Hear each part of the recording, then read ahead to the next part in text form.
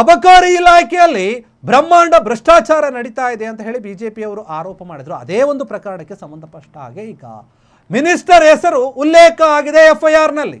ಹಾಗಾದ್ರೆ ಅಬಕಾರಿ ಸಚಿವರಿಗೆ ಸಂಕಷ್ಟ ಎದುರಾಗುತ್ತಾ, ರಾಜೀನಾಮೆ ಕೊಡಬೇಕಾಗುತ್ತಾ? ಹಾಗಾದ್ರೆ ನಿಜವಾಗಿಯೂ ಕೂಡ ಎಫ್ಐಆರ್ ಅಲ್ಲಿ ಉಲ್ಲೇಖ ಆಗಿರುವುದು ಏನು?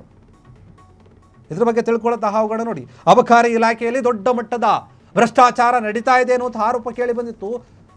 ಬರೋಬ್ಬರಿ 2,500 ಕೋಟಿ ರೂಪಾಯಿಯ ಭ್ರಷ್ಟಾಚಾರ ನಡೆದಿದೆ ಎನ್ನುವಂತಹ ಗಂಭೀರ ಆರೋಪವನ್ನು ಮಾಡ್ತು ಬಿಜೆಪಿ. ಹಾಗಾದರೆ ಯಾರಿಗೆಲ್ಲ ಸೇರುತ್ತೆ ಈ ಲಂಚದ ಹಣ? ಲೋಕಾಯುಕ್ತ ಎಫ್ಐಆರ್ನಲ್ಲಿ ಮಿನಿಸ್ಟರ್ ಪದ ಬಳಕೆಯಾಗಿದೆ, ಅದರಿಂದ ಅಬಕಾರಿ ಸಚಿವರಿಗೆ ಸಂಕಷ್ಟ ಎದುರಾಗುತ್ತಾ? ಈ ಎಫ್ಐಆರ್ನಲ್ಲಿ ಉಲ್ಲೇಖ ಆಗಿರುವಂತಹ ಹೆಸರು ಭಾರಿ ತೀವ್ರ ಕುತೂಹಲಕ್ಕೆ ಕಾರಣವಾಗ್ತಾ ಇದೆ. ಈ ಕೇಸ್ನಲ್ಲಿ ಉಲ್ಲೇಖ ಆಗಿರುವಂತಹ ಪದ CL7 ಬಾರ್ ಲೈಸೆನ್ಸ್ ಕೊಡೋಕೆ ಇವರು ಮುಂಗಡವಾಗಿ ಅಡ್ವಾನ್ಸ್ ಆಗಿ 50 ಲಕ್ಷ ಕೇಳಿದ್ರು. ಅದರಲ್ಲಿ 25 ಲಕ್ಷ ಕೊಡಬೇಕಾದ್ರೆ ಬಲೆಗೆ ಬಿದ್ದಿದ್ರು ಅಬಕಾರಿ ಇಲಾಖೆಯ DC ಲೋಕಾಯುಕ್ತ ಬಲೆಗೆ. ಲಂಚದ ಹಣ ಯಾರಿಗೆಲ್ಲ ಕೊಡಬೇಕಾಗುತ್ತೆ ಅನ್ನೋದರ ಬಗ್ಗೆ ಉಲ್ಲೇಖ ಆಗಿದೆ ಎಫ್ಐಆರ್ನಲ್ಲಿ. ಮಾತನಾಡಬೇಕಾದ್ರೆ ಹಣಕ್ಕೆ ಬೇಡಿಕೆ ಇಡುವಾಗ ಲಂಚದ ಹಣವನ್ನು ಏನು ಕೊಡೋಕೆ ಮಾತನಾಡ್ತಿದ್ರಲ್ಲ, ಅದರಲ್ಲಿ ಮಾತಾಡಿರುವಂಥ ವಿಚಾರಗಳು ಮಿನಿಸ್ಟರು, ಅಬಕಾರಿ ಇನ್ಸ್ಪೆಕ್ಟರು, DC ಕಚೇರಿ, ಅಬಕಾರಿ ಕಚೇರಿ, ಅಲ್ಲಿಂದ ಕಮಿಷನರ್ ಆಫೀಸ್ನಲ್ಲಿ 4 ಟೇಬಲ್ಗಳಿಗೆ ಹೋಗಬೇಕು. ಆಮೇಲೆ JC ಹೆಚ್ಚುವರಿ ಆಯುಕ್ತರು 2 DC ಕೂಡ ಹಣ, ಈ ಲಂಚದ ಹಣ ಹೋಗಬೇಕು. ದೂರುದಾರ ಏನು ದೂರು ಕೊಟ್ಟಿದ್ದಾನಲ್ಲ ಅಥವಾ ಮಾತಾಡ್ತಾ ಇದ್ನಲ್ಲ, ಆ ಆಡಿಯೋ ವೈರಲ್ ಆಗಿತ್ತಲ್ಲ, ಆ ವಿಚಾರಗಳೆಲ್ಲವೂ ಕೂಡ ಎಫ್ಐಆರ್ನಲ್ಲಿ ಉಲ್ಲೇಖ ಆಗಿದೆ. ಇದರಿಂದ ಅಬಕಾರಿ ಮಂತ್ರಿಗೆ ಈಗ ಸಂಕಷ್ಟ ಎದುರಾಗ್ತಾ ಇದೆ. ರಾಜೀನಾಮೆ ಕೊಡಬೇಕು ಅಂತ ಒತ್ತಡ ಕೂಡ ಕೇಳಿ ಬರ್ತಾ ಇದೆ ವಿಪಕ್ಷದಿಂದ. ನಿಜವಾಗಿಯೂ ಕೂಡ ಅಬಕಾರಿ ಸಚಿವ ಆಗಿರುವಂತಹ RB ತಿಮ್ಮಾಪುರ ಅವರು ರಾಜೀನಾಮೆಯನ್ನು ಕೊಡ್ತಾರೆ. ನಾನು ಮಾಡಿಲ್ಲ, ನನಗೆ ಗೊತ್ತಿಲ್ಲ, ನಾನಲ್ಲ ಅಂತ ಹೇಳಿ ಆರೋಪವನ್ನು ತಳ್ಳಿ ಹಾಕ್ಬಿಟ್ರು. ಆದರೆ ಈಗ ಎಫ್ಐಆರಲ್ಲೇ ಅವರ ಹೆಸರು ಅನ್ನೋದಕ್ಕಿಂತ ಮಿನಿಸ್ಟರ್ ಎನ್ನುವಂತಹ ಪದ ಉಲ್ಲೇಖ ಆಗಿದೆ. ಹಾಗಾದರೆ ಮಿನಿಸ್ಟರ್ ಅಂದರೆ ಯಾರು? ಅಬಕಾರಿ ಮಿನಿಸ್ಟರ್ ಅಂದರೆ ಯಾರು? ತಿಮ್ಮಾಪುರ ಅವರೇ. ಪ್ರತ್ಯೇಕವಾಗಿ ಅವರ ಹೆಸರನ್ನು ಉಲ್ಲೇಖ ಮಾಡುವಂತಹ ಅಗತ್ಯ ಇಲ್ಲ. ಈಗ ಇನ್ನೊಂದು ಅಸ್ತ್ರ ಸಿಕ್ಕಂತಾಗಿದೆ ಈಗ ಬಿಜೆಪಿ ನಾಯಕರಿಗೆ. ಎಫ್ಐಆರಲ್ಲಿ ಮಿನಿಸ್ಟರ್ ಎಂಬ ಪದ ಬಳಕೆಯಾಗಿದೆ. ಪೊಲೀಸರು ಉಲ್ಲೇಖ ಮಾಡಿದ್ದಾರೆ.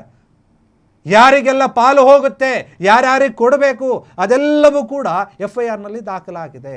ಯಾಕಂದರೆ ಆಡಿಯೋದಲ್ಲಿ ಮಾತನಾಡ್ತಾ ಇದ್ರಲ್ಲ, ಅದೇ ರೀತಿಯಾಗಿ ಎಫ್ಐಆರ್ ಅನ್ನು ದಾಖಲು ಮಾಡಿದ್ದಾರೆ. ಅದರಲ್ಲಿ ಮಿನಿಸ್ಟರ್ ಎನ್ನುವಂತಹ ಪದ ಇದೆ. ಒಂದು ಬಾರ್ ಲೈಸೆನ್ಸ್ ಅನ್ನು ಕೊಡೋಕೆ ಇವರು 50 ಲಕ್ಷ ರೂಪಾಯಿ ಕೇಳಿದ್ರು ಅಡ್ವಾನ್ಸ್ ಆಗಿ. ಅದರಲ್ಲಿ 25 ಲಕ್ಷ ರೂಪಾಯಿ ತೆಗೆದುಕೊಂಡು ಬರಬೇಕಾದ್ರೆ ಅಬಕಾರಿ DC ಜಗದೀಶ್ ಏನಿದ್ರು ಅವರು ರೆಡ್ ಹ್ಯಾಂಡ್ ಆಗಿ ಸಿಗಿಬಿದ್ದಿದ್ರು. ಆನಂತರ ಈ ಪ್ರಕರಣ ದೊಡ್ಡ ಮಟ್ಟದಲ್ಲಿ ಹೋಯಿತು. ಅಬಕಾರಿ ಸಚಿವರಿಗೆ ಇದು ಸಂಕಷ್ಟ ತರುತ್ತಾ, ರಾಜೀನಾಮೆ ಕೊಡ್ತಾರೆ ಅನ್ನುವಂಥ ಪ್ರಶ್ನೆ ಬಿಡುವಂತು. ಆದರೆ ಇನ್ನೂ ಕೂಡ ಕೇಸ್ ಆಗಿರಲಿಲ್ಲ. ಈಗ ಎಫ್ಐಆರ್ ದಾಖಲಾಗಿದೆ. ಅದರಲ್ಲಿ ಅಧಿಕೃತವಾಗಿ ಮಿನಿಸ್ಟರ್ ಎನ್ನುವಂಥ ಪದ ಬಳಕೆ ಆಗಿರೋದ್ರಿಂದ, ಉಲ್ಲೇಖ ಮಾಡಿರೋದ್ರಿಂದ ತಿಮ್ಮಾಪುರ ಏನಿದ್ದಾರೆ ಅವರು ರಾಜೀನಾಮೆ ಕೊಡಬೇಕಾಗುತ್ತಾ? ಕೊಡ್ತಾರಾ?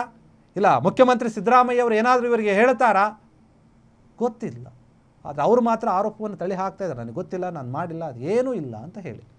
ಲಂಚದ ಹಣ ಯಾರಿಗೆಲ್ಲ ಸೇರಬೇಕು ಅನ್ನೋದು ಉಲ್ಲೇಖ ಆಗಿಬಿಟ್ಟಿದೆ. ಎಫ್ಐಆರ್ನಲ್ಲೇ ಆಗಿದೆ. ಅದು ಅಧಿಕೃತವಾಗಿ ಹಣಕ್ಕೆ ಬೇಡಿಕೆ ಇಡುವಾಗ ಲಂಚದ ಹಣ ಏನಿದೆ ಅದನ್ನು ನೋಡಿ ಯಾರ್ಯಾರಿಗೆ ಕೊಡಬೇಕಂದ್ರೆ ಮಿನಿಸ್ಟರಿಗೆ ಕೊಡಬೇಕಾಗುತ್ತೆ, ಅಬಕಾರಿ ಇನ್ಸ್ಪೆಕ್ಟರಿಗೆ ಕೊಡಬೇಕಾಗುತ್ತೆ, DC ಕಚೇರಿಗೆ ಹೋಗಬೇಕಣ, ಅಬಕಾರಿ DC ಕಚೇರಿಗೆ ಕೂಡ ಹೋಗಬೇಕು. ಅಲ್ಲಿಂದ ಎಲ್ಲಿಗೆ ಹೋಗುತ್ತೆ?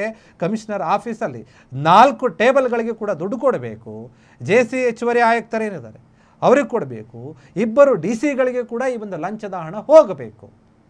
ದೂರುದಾರನ ಬಳಿ ಮಾತನಾಡಿರುವಂತಹ ಆಡಿಯೋ ಏನಿದೆ, ಮಾತನಾಡಿರುವಂಥ ಅಂಶಗಳನ್ನು ಇವರು ಲೆಕ್ಕದಲ್ಲಿಟ್ಟುಕೊಂಡು ಎಫ್ಐಆರ್ ಪ್ರತಿಯಲ್ಲಿ ಎಲ್ಲ ಅಂಶಗಳನ್ನು ದಾಖಲು ಮಾಡಲಾಗಿದೆ. ಅಬಕಾರಿ ಇಲಾಖೆಯಲ್ಲಿ ಆಗ್ತಾ ಇರುವಂತಹ ಬ್ರಹ್ಮಾಂಡ ಭ್ರಷ್ಟಾಚಾರ ಬಯಲಾಗ್ತಾ ಇದೆ, ರಾಜ್ಯದ ಜನರ ಮುಂದೆ ಬರ್ತಾ ಇದೆ.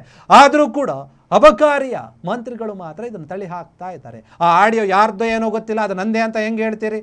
ನನ್ನ ಹೆಸರೇ ಯಾರೋ, ನಾನು ಕೂಡ ಬೇರೆಯವ್ರ ಹೆಸರು ಹೇಳ್ತೀನಿ, ಹಂಗಾದ್ರೆ ಅದು ಆಗ್ಬಿಡುತ್ತಾ ಅಂತ ಹೇಳಿ ಮಾತನಾಡಿದರು. ಸಿದ್ದರಾಮಯ್ಯ ಅವರು ನಾನೇನೂ ಕೂಡ ಕೇಳಿಲ್ಲ, ನಾನೇನೂ ತಪ್ಪು ಮಾಡಿಲ್ಲ, ನನ್ನ ಮಗನಿಗೂ ಇದಕ್ಕೆ ಯಾವುದೇ ಸಂಬಂಧ ಇಲ್ಲ, ಇದ್ರ ಬಗ್ಗೆ ಯಾರೂ ನಮ್ಮನ್ನೇನೂ ಕೇಳಬೇಡಿ ಅಂತ ಹೇಳಿದರು. ಆದರೆ ಈಗ ಮಿನಿಸ್ಟರ್ ಅಂತ ಪದ ಬಳಕೆ ಆದರೆ ಮಿನಿಸ್ಟರ್ ಯಾರು? ಈ ಹಿಂದೆ ಇದ್ದಂತಹ ಮಿನಿಸ್ಟರ, ಮಾಜಿ ಮಿನಿಸ್ಟರ್ ಅಂತ ಏನೋ ಅದರಲ್ಲೇ ಇಲ್ಲ, ಬರೀ ಮಿನಿಸ್ಟರ್ ಅಂತ ಇದೆ.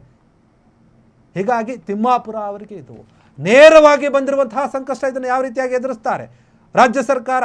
ಸಿದ್ದರಾಮಯ್ಯ ಏನು ಹೇಳ್ತಾರೆ ಇದ್ರ ಬಗ್ಗೆ? ಸಚಿವ ಸಂಪುಟದಿಂದ ಇವ್ರನ್ನೂ ಕೂಡ ತೆಗೆದು ಹಾಕ್ತಾರಾ? 3ನೇ ವಿಕೆಟ್ ಬೀಳುತ್ತಾ? ಹಾಗಾದರೆ ನೋಡಬೇಕು, ಕಾದು ನೋಡಬೇಕು ಏನಾಗುತ್ತೆ ಈ ವಿಚಾರದಲ್ಲಿ. ಕ್ಷಣ ಕ್ಷಣದ ಸುದ್ದಿಗಳಿಗಾಗಿ ಫ್ರೀಡಂ ಟಿವಿ ಸಬ್ಸ್ಕ್ರೈಬ್ ಮಾಡಿ, ಲೈಕ್ ಮಾಡಿ ಹಾಗೂ ಫಾಲೋ ಮಾಡಿ. ಹೊಸ ಸುದ್ದಿಗಳ ನೋಟಿಫಿಕೇಶನ್ಗಾಗಿ ಬೆಲ್ ಐಕಾನ್ ಮೇಲೆ ಕ್ಲಿಕ್ ಮಾಡಿ.